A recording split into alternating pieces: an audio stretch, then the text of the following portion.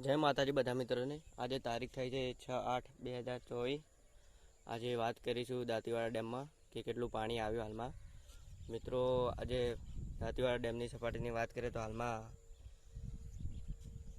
566.13 ફૂટ નોંધાણી છે આજે, અને પાણીનો જથ્થો 21.38% મિત્રો હાલમાં જોવા મળી રહ્યો છે।